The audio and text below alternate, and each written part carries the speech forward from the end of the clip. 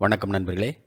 இந்த வீடியோவில் 6ஆம் வகுப்பு பாடத்திட்டத்தில் சப்ளிமெண்ட்ரியாக கொடுக்கப்பட்டிருக்க இந்தியாவின் நறுமணப் பொருட்கள் அப்படிங்கிற அர்த்தம் கொடுக்கும் ஸ்பைசஸ் ஆஃப் இந்தியா அப்படிங்கிறது தான் பார்க்க போகிறோம்.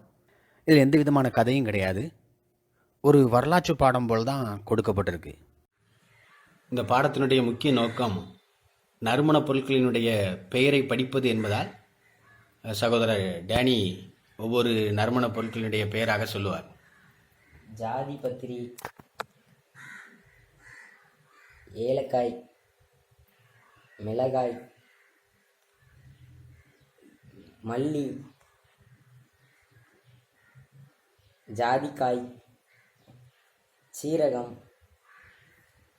லவங்கப்பட்டை, இஞ்சி, கிராம்பு, சதகுப்பை, மஞ்சள். சரி, வாங்க நேரடியாக பாடத்துக்குள்ளாக போவோம். இந்தியாவில் நறுமணப் பொருட்கள் உணவுக்கு ஆன்மாவாக விளங்குகின்றன. நறுமணப் பொருட்களை பற்றி நாம் நினைக்கும்போது நாம் சுவையான ஆரோக்கியமான உணவுப் பொருட்களை நினைக்கிறோம். பல நறுமணப் பொருட்கள் உணவு ஊட்டத்தை சமப்படுத்தவும், நியூட்ரிஷனை பேலன்ஸ் பண்ணவும், நம்மை ஆரோக்கியமாக வைத்துக்கொள்ளவும் உணவில் சேர்க்கப்படுகின்றன. அவை உணவுக்கு நறுமணத்தையும் நல்ல சுவையையும் சேர்க்கின்றன. அதே சமயம் கொழுப்பையும் அதிக கலோரிகளையும் இல்லாமல் செய்கின்றன. சீரகம், கடுகு, மிளகு, கிராம்பு, சதகுப்பை, மஞ்சள் மலருடைய நறுமணப்பூண்டு, லவங்கம், மஞ்சள் இவை இந்திய உணவின் முக்கியமான நறுமணப் பொருட்களாகும். இந்திய உணவு என்று வந்துவிட்டாலே பலரது மனங்களில் தோன்றுவது நிச்சயமாக காரசாரமான குழம்பு ஆகும். கறி என்ற சொல் தமிழ் சொல்லாகிய கரியிலிருந்து வந்தது என்று மக்கள் கூறுகிறார்கள். தமிழில் கறி என்றால் குழம்பு என்று பொருள். அது வறுக்கப்பட்ட அல்லது தூளாக்கப்பட்ட நறுமணப் பொருட்கள், சுவையூட்டும் பொருட்கள், மூலிகைகள் இவை கலந்த கலவையாக சமைக்கப்படுவதாகும். இந்த நறுமணப் பொருட்களின் கலவை வெவ்வேறு இடங்களில் வெவ்வேறு விதமாக இருக்கலாம். அது மென்மையாக அல்லது நறுமணப் பொருட்கள் அதிகம் கலந்ததாக அல்லது மிகவும் காரமாக இருக்கலாம். பூக்கள், இலைகள், வேர்கள், பட்டை, விதைகள், பூண்டுகள் ஆகியவை பற்பல வழிகளில் ஒன்று சேர்க்கப்படுகின்றன. இதனால் பல வகையான மனமும் சுவையும் உண்டாகின்றன. இனிப்பு, லேசான கசப்பு, உரைப்பு, புளிப்பு, வாசனைப் பொருள் அதிகமுள்ள நறுமணம், அமிலச்சுவை, மென்மையான வாசனையுள்ள அல்லது நெடியுள்ள, இப்படி பலவிதமான மனமும் சுவையும் உண்டாகிறது. அரிசி, இறைச்சி, மீன், காய்கறிகள் இவற்றுடன் சேர்த்து சமைக்கும்போது இந்த நறுமணப் பொருட்கள் உணவுக்கு தனிப்பட்ட காரம் சார்ந்த கலவையை உண்டாக்கின்றன. அது நம்மை இன்னும் அதிகமாக உண்ணத் தூண்டுகிறது. சுவையான உணவை தவிர்த்து நறுமணப் பொருட்கள் வீரதீர செயல்களை நமக்கு நினைவுக்கு கொண்டு வருகிறது. நவீன வரலாற்றில் பல பரபரப்பான கடல்வழி பயணங்கள் நறுமணப் பொருட்களின் வணிகத்தை கைப்பற்றுவதற்காகவும் அவ்வாறு வென்றவர்கள் தலைவனாகவும் மாற வழிவகுத்தன. அமெரிக்காவிலும் ஆசியாவிலும் நடந்த காலனி ஆதிக்கத்தின் ஆரம்பம் நறுமணப் பொருள் வணிகத்தில் இருந்தது. 1492ஆம் ஆண்டு இந்தியாவை கண்டுபிடிக்கவும் மிளகை தேடியும் கொலம்பஸ் மேற்கு நோக்கி பயணம் செய்தார். ஆனால் அவர் எதிர்பாராத விதமாக அமெரிக்காவையும் மிளகாயையும் கண்டுபிடித்தார். 6 ஆண்டுகளுக்கு பின் வாஸ்கோடகாமா ஆப்பிரிக்காவை சுற்றி மிளகின் தாயகமாகிய கோழிக்கோட்டை வந்தடைந்தார். அரேபியர்களும் ரோமானியர்களும் பல நூற்றாண்டுகளாக கட்டி எழுப்பிய லாபகரமான தொழிலை இந்த கடற்பயணங்கள் முடிவுக்கு கொண்டு வந்தன. புதிய உலகிற்கான ஒரு ஆரம்பத்தை அவை ஏற்படுத்தி கொடுத்தன. நறுமணப் பொருட்கள் இந்திய வணிகத்தின் ஒரு முக்கியமான பகுதியாகும்.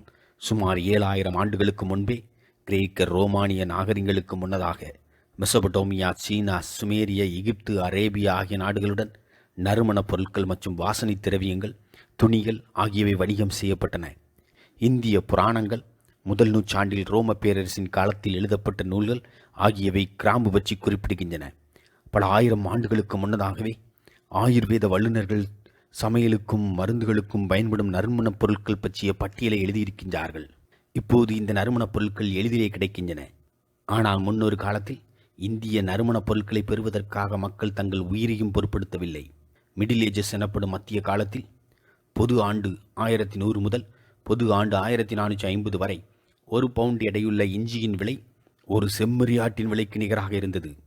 1 பவுண்டு ஜாதி பத்திரியின் விலை 3 செம்மறி ஆடுகளின் விலைக்கு சமமாகவும் ஒரு பசுவின் பாதி விலைக்கு சமமாகவும் இருந்தது.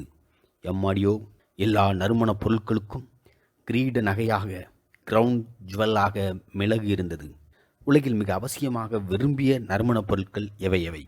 ஏலக்காய், கிராம்பு, இஞ்சி, ஜாதிபத்ரி.